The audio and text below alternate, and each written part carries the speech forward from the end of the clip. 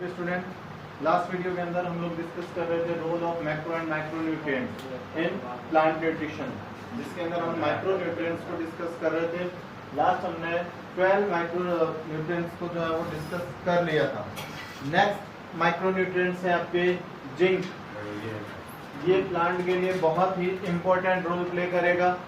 Zinc का absorption जो है वो जिंक आयन फॉर्म के अंदर जो है वो प्लांट करते हैं, यानी कि सॉइल के अंदर जो है वो Zn+2 फॉर्म के अंदर प्रेजेंट होता है और सॉइल प्लांट रूट जो है वो इसको इसी फॉर्म के अंदर इसको एब्जॉर्ब करते हैं। जिंक प्लांट ग्रोथ के अंदर कह सकते हैं कि जो प्लांट हार्मोन होता है उसके सिंथेसिस के अंदर मेन रोल प्ले करेगा, और वो हार्मोन है आपके indole acetic acid.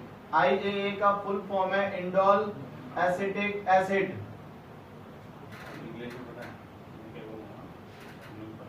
Indole acetic acid के सिंथेसिस में मेन रोल प्ले करता है। तो ऐसी कंडीशन जिसमें जिंक डेफिशिएंसी हो जाती है, उस कंडीशन के अंदर इंडोल एसिटिक एसिड का फॉर्मेशन स्टॉप हो जाएगा और ये हार्मोन जो है वो प्लांट ग्रोथ को इंक्रीज करता है।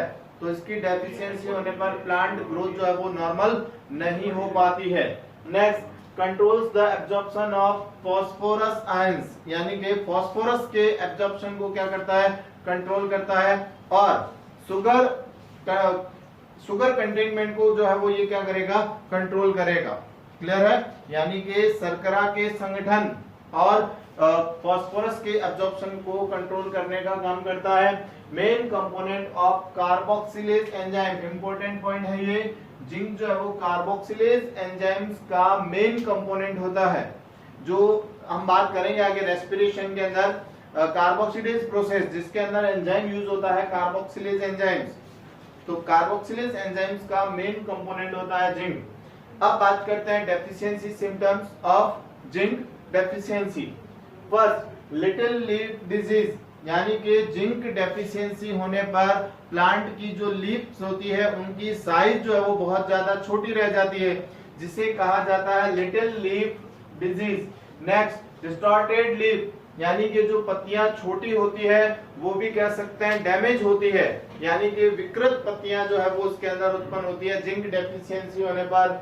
Next, white necrotic region on leaf, leaf surface के ऊपर, पत्ती की सतह के ऊपर white necrotic region. Necrotic region का मतलब होता है टिश्यू डैमेज पार्ट, ऐसे एरिया जहां पर टिश्यू जो है वो क्या हो जाता है, डैमेज हो जाता है, उसे कहा जाता है व्हाइट नेक्रोटिक रीजन।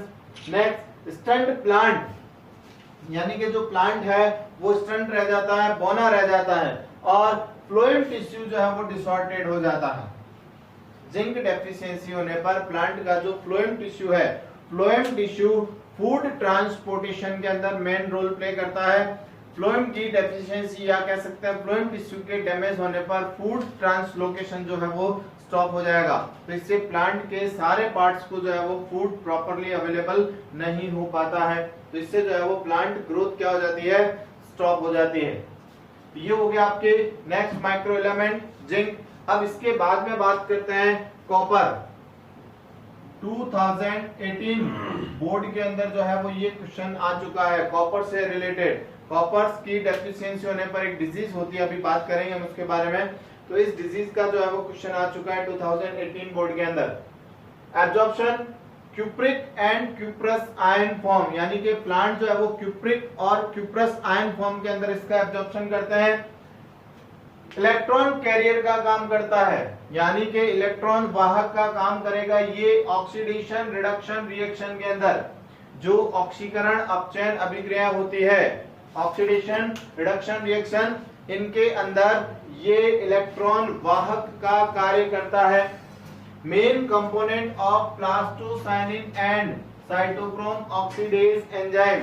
देखिए, फोटोसिंथेसिस के अंदर जो एटीपी फॉर्मेशन होता है उसके अंदर इलेक्ट्रॉन ट्रांसफर होता है। हम बात करेंगे ETS cycle, electron transport cycle के बारे में, जहां पर ये एंजाइम जो है प्लास्टोसाइनिन एंड साइटोक्रोम ऑक्सीडेज, ये क्या करते हैं, इलेक्ट्रॉन कैरियर का काम करते हैं। किसमें, फोटोसिंथेसिस रिएक्शन के अंदर। अब इसकी डेफिशिएंसी से क्या क्या डिजीज होती है। फर्स्ट होगा आपके die back disease in lemon, जो कि क्वेश्चन आ चुका है 2018 बोर्ड के अंदर। यानी कि लेमन के अंदर जो लेमन प्लांट होता है उसके अंदर डाई बैक डिजीज यानी कि शीर्षारंभी रोग, शीर्षारंभी रोग जो है वो उत्पन्न हो जाता है। क्या होता है डाई बैक डिजीज के अंदर?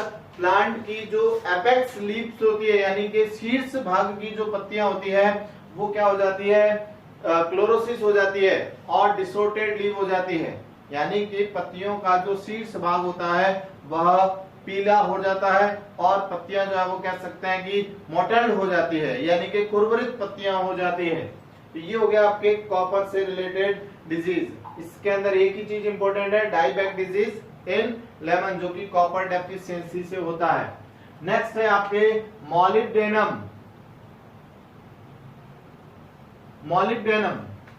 मॉलिब्डेनम का एब्जॉर्प्शन प्लांट जो है वो मॉलिब्डेनम ऑक्साइड फॉर्म के अंदर जो है उसको एब्जॉर्ब करते हैं।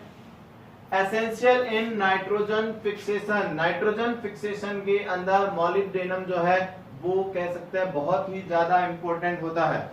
अगर मॉलिब्डेनम डेफिशिएंसी हो जाती है लीव्स के सॉइल के अंदर, तो प्लांट के अंदर नाइट्रोजन फिक्सेशन का काम जो है वो नहीं हो पाएगा। यानी कि जो नाइट्रोजन फिक्सेटिंग बैक्टीरिया होते हैं वो मॉलिब्डेनम को एब्जॉर्ब करके नाइट्रोजन फिक्सेशन का काम कंप्लीट करते हैं। Main component of nitrate reductase and nitrogenase enzyme, ये दोनों एंजाइम नाइट्रोजन फिक्सेशन का काम करते हैं। यानी कि जो एटमॉस्फेरिक नाइट्रोजन होती है उसको उसके कंपाउंड्स में कन्वर्ट करने का काम करता है ये दोनों एंजाइम्स। तो इन एंजाइम्स का मेन कंपोनेंट होता है आपके मॉलिब्डेनम। इसकी डेफिशिएंसी से मॉटलिंग लीव्स जो है वो जनरेट होती है। यानी कि जो नीचे की पत्तियां होती है प्लांट के अंदर, जो एक्सियल लीव्स होती है वो लीव्स जो है वो मॉटल्ड हो जाती है, कुरकुरित हो जाती है। यानी कि किनारों से जो पत्तियां हैं वो कटी फटी हो जाती है। इससे रेट ऑफ फोटोसिंथेसिस जो है वो डिक्रीज हो जाएगी। नेक्स्ट, क्लोरोसिस जनरेट होती है, यानी कि हरिमाहीनता, पत्तियां जो है वो पीली पड़ जाती है और फ्लावरिंग डिक्रीज हो जाती है। यानी कि प्लांट के ऊपर जो फ्लावर्स होते हैं उनकी काउंटिंग कम हो जाती है। और फ्लावर जो है वो एंजियोस्पर्मिक प्लांट्स का इंपॉर्टेंट ऑर्गन्स होता है जो कि रिप्रोडक्टिव ऑर्गन्स का काम करता है। Next, whip tail disease in cauliflower, यानी कि फूल गोभी के अंदर ये विप टेल डिजीज जो है वो जनरेट करता है। मॉलिब्डेनम की डेफिशिएंसी होने पर विप टेल डिजीज जो है वो जनरेट होती है। इसे भी आप इंपोर्टेंट कर सकते हैं। ये डिजीज से रिलेटेड जो क्वेश्चन है वो आपको एग्जाम के अंदर देखने को मिलेंगे। नेक्स्ट आपके है क्लोरीन। क्लोरीन का एब्जॉर्प्शन होता है आपके क्लोराइड आयन फॉर्म्स के अंदर।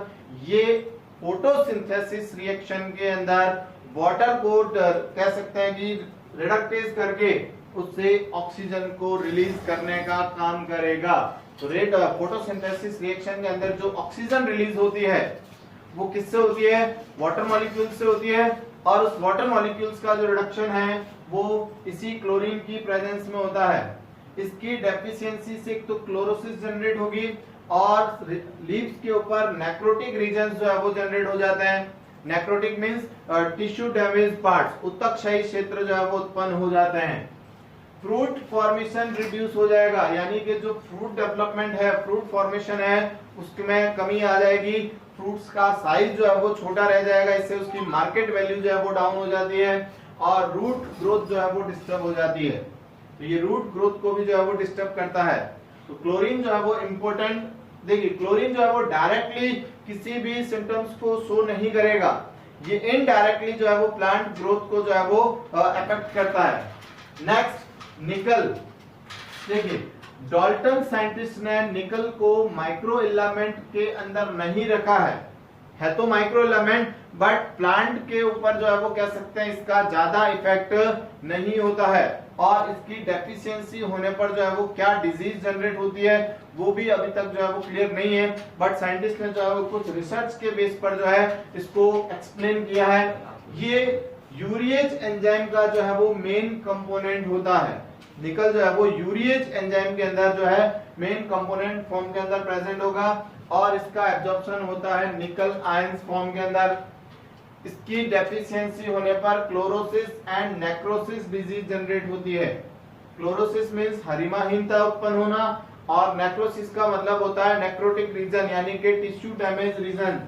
और इसकी कमी से नॉन लिविंग सीड जनरेट होते हैं ओट्स के अंदर, यानी कि जई पादप के अंदर जो है वो निर्जीव बीज यानी कि अजीवित बीज जो है वो उत्पन्न होते हैं। और न्यूली बॉर्न प्लांट के अंदर जो है वो वाइटल कैपेसिटी यानी कि उनकी जो जीवन क्षमता है वो कह सकते हैं डिक्रीज हो जाती है निकल डेफिशिएंसी होने पर। तो आज के इस वीडियो के अंदर जो है वो हमने मैक्रो और माइक्रो एलिमेंट्स का जो है वो कंप्लीट जो स्टडी है वो कर लिया है। नेक्स्ट वीडियो के अंदर हम बात करेंगे मिनरल्स एब्जॉर्प्शन के बारे में, जिसके अंदर जो हाइपोथेसिस होती है मिनरल एब्जॉर्प्शन से रिलेटेड उसको हम डिस्कस करेंगे।